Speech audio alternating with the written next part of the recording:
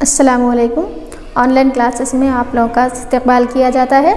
आज हम 7th class के मज़मून हमारा है जनरल साइंस के बारे में मालूमात हासिल करेंगे। हमारा लेसन का नाम है ग़िज़ा के अज्ज़ा। वर्कशीट है, वर्कशीट नंबर 3 है, इसके बारे में मालूमात हासिल करेंगे। बच्चों, जैसा कि आप तमाम लोग जानते हैं, इससे पहले की क्लास में हमने देखा ग़िज़ा के लाज़मी अज्ज़ा क्या हैं। निशास्ता है, चर्बियाँ हैं, प्रोटीन है, विटामिन है। पहला है निशास्ता। हमने निशास्ते के बारे में तफसील से मालूमात हासिल की कि निशास्ता किन किन चीज़ों में पाया जाता है। चावल में, गेहूँ में, जवार में, आलू में, बाजरे में। और इस तरह निशास्ते की मौजूदगी के लिए हमने एक तजुर्बा भी किया था। इसके बाद दूसरा हमारा ग़िज़ा का लाज़मी जुज़ है चर्बियाँ, यानी चिकनाइयाँ। चिकनाइयों की जांच के लिए भी हमने तजुर्बा किया था कि चिकनाइयाँ किस तरह तेल में, घी में, चर्बी किस तरह चर्बी यानी चिकनाई तेल में, घी में, दूध में, मक्खन में चर्बियाँ पाई जाती है। और उसके लिए भी हमने एक तजुर्बा किया। आइए आज हम तीसरा जुज़ हमारा जो है प्रोटीन के बारे में मालूमात हासिल करेंगे और इसकी जांच के लिए तजुर्बा भी हम करेंगे। देखो बच्चों, प्रोटीन किस चीज़ में पाया जाता है? ज़्यादातर दालों में पाया जाता है। और प्रोटीन किसके लिए फ़ायदेमंद होता है? हमारी जिस्मानी नशोनुमा के लिए बहुत कारआमद होता है। ये जो प्रोटीन जुज़ है हमारे ग़िज़ा में, ये जो मौजूद होता है, ये बच्चों की नशोनुमा के लिए ज़्यादा फ़ायदेमंद चीज़ होती है। तो इसीलिए दाल हमारे रोज़ाना स्कूल में भी हमें दोपहर के खाने की स्कीम के तहत दाल का ज़्यादा से ज़्यादा इस्तेमाल किया जाता है। उसमें ज़्यादातर दालों में प्रोटीन पाया जाता है। आइए आज हम देखते हैं हमारी ग़िज़ा में प्रोटीन किस तरह मौजूद है। उसके लिए हम तजुर्बा करके देखते हैं। तो प्रोटीन की जांच के लिए हमें क्या करना है? पहले 2% कॉपर सल्फेट का महलूल लेना है। 2% कॉपर सल्फेट का महलूल और उसके साथ में 10% सोडियम हाइड्रोक्साइड का महलूल। 10% सोडियम हाइड्रोक्साइड का महलूल लेना है।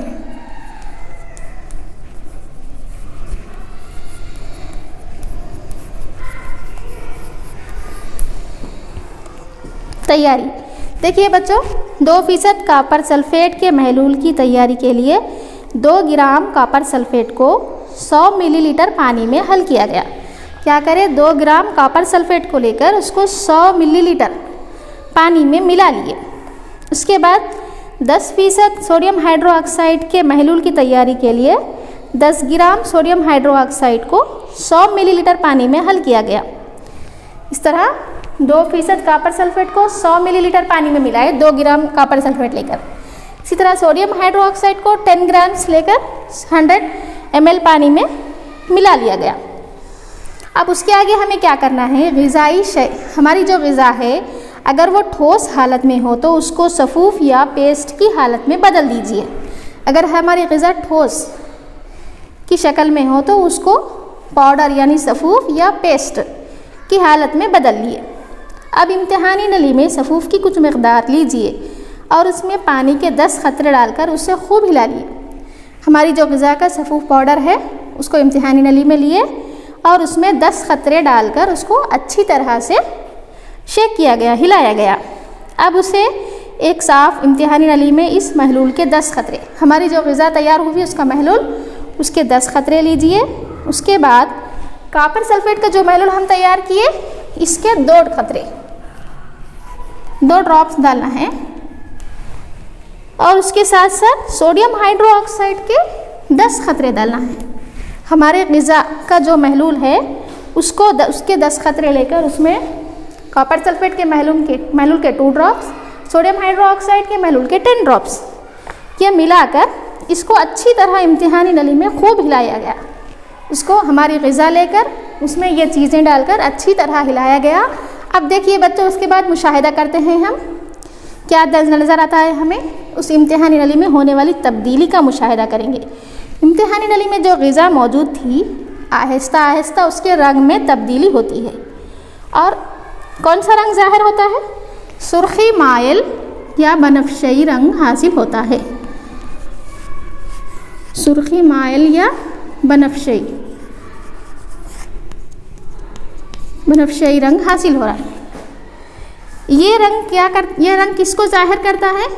हमारी ग़िज़ा का रंग सुर्खी माइल या बनफशई, पर्पल या वायलेट कलर की हमको एक महलूल तैयार हो रहा है। ये रंग की मौजूदगी से हम ये मालूम कर सकते हैं कि इस ग़िज़ा में प्रोटीन मौजूद है।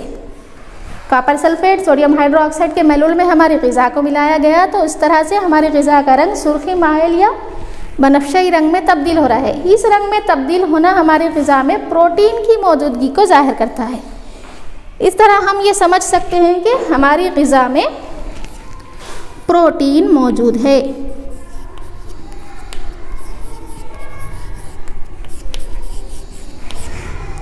ये प्रोटीन की जांच का है ये तरीक़ा। प्रोटीन की मौजूदगी की जांच।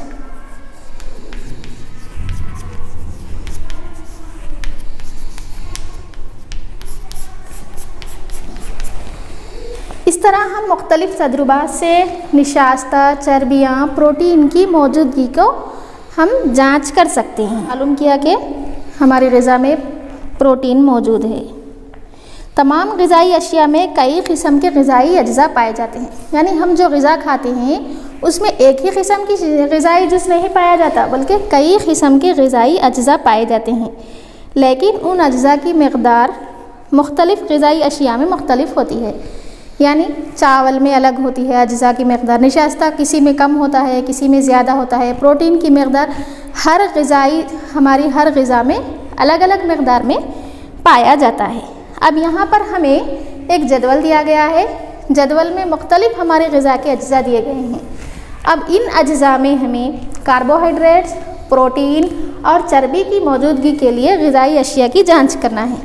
अभी हमने देखा है निशास्ता यानी कार्बोहाइड्रेट की जांच के लिए आयोडीन की कलमों को लिया गया था।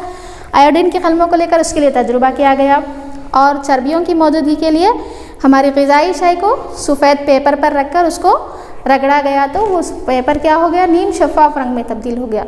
और प्रोटीन की जांच के लिए हमने कॉपर सल्फेट और सोडियम हाइड्रोक्साइड के महलूल को लेकर इम्तिहानी नली में हमारी ग़िज़ा को लेकर तजुर्बा किया। इसी तरह आपको हमारी ग़िज़ाई शय को बदलते हुए तजुर्बा करना है कि आया चावल में हमारे पास कार्बोहाइड्रेट है, तो कार्बोहाइड्रेट देखिए बच्चों, सफ़ा नंबर 3 पर यह जदवल दिया गया है।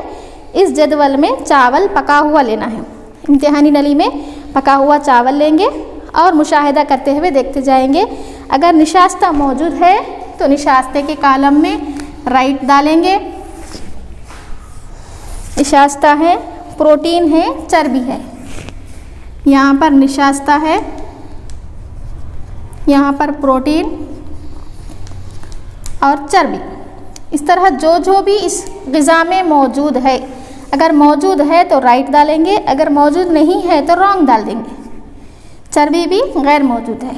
इसी तरह आलू को, हमारी चावल को हटाकर दूसरे तजुर्बे में हम आलू को लेंगे और इसी तरह इन 3 तजुर्बात को दोहराते जाएंगे। दूध में हमारे पास कार्बोहाइड्रेट भी होगा, प्रोटीन भी होगा, चर्बी भी होगी। इसी तरह हर ग़िज़ा को तब्दील करते हुए मुशाहिदात करते जाइए और इस जदवल को मुकम्मल कीजिए। आइए बच्चों, हमने मुख्तलिफ़ ग़िज़ाई अशिया को तब्दील करते हुए मुशाहिदात किए और उसकी बिना पर जदवल को मुकम्मल किया। अब हम आगे बढ़ते हैं। यहाँ पर हमें चंद सवालात दिए गए हैं, उनके जवाबात लिखना है। पहला सवाल है हमारा, कौन सी ग़िज़ा निशास्ते की मौजूदगी को ज़ाहिर करती है? हमें यहाँ पर दिए गए हैं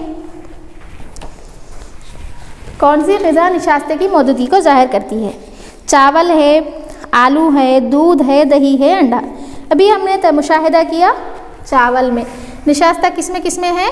तजुर्बे से हमने देखा, जदवल को मुकम्मल किया, चावल में भी निशास्ता है और आलू में भी निशास्ता है।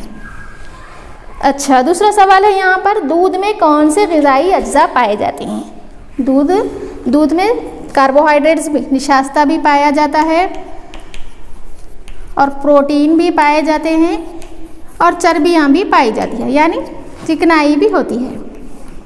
तीनों भी ग़िज़ाई अज्जा मुनासिब मक़दार में पाए जाते हैं। तीसरा सवाल है हमारा, किस ग़िज़ाई शय में ज़्यादा चर्बी पाई गई। अपने जदवल को देखते हुए किस में ज़्यादा चर्बी पाई गई है देखना है, देखकर यहाँ पर लिखना है। चौथा सवाल है, दी गई ग़िज़ाई अशिया में ज़्यादा प्रोटीन किस में पाए गए। देखना है यहाँ पर प्रोटीन किस में ज़्यादा है। अंडे में भी प्रोटीन पाया जाता है, दालों में भी प्रोटीन पाया जाता है। अपने जदवल के मुताबिक जदवल को मुशाहिदा करते हुए इन सवालात के जवाबात को अपनी कापियों में दर्ज करें। इस तरह बच्चों आज हमारी क्लास ख़त्म होती है। अगली क्लास में फिर मुलाकात होगी। शुक्रिया, खुदा हाफिज़।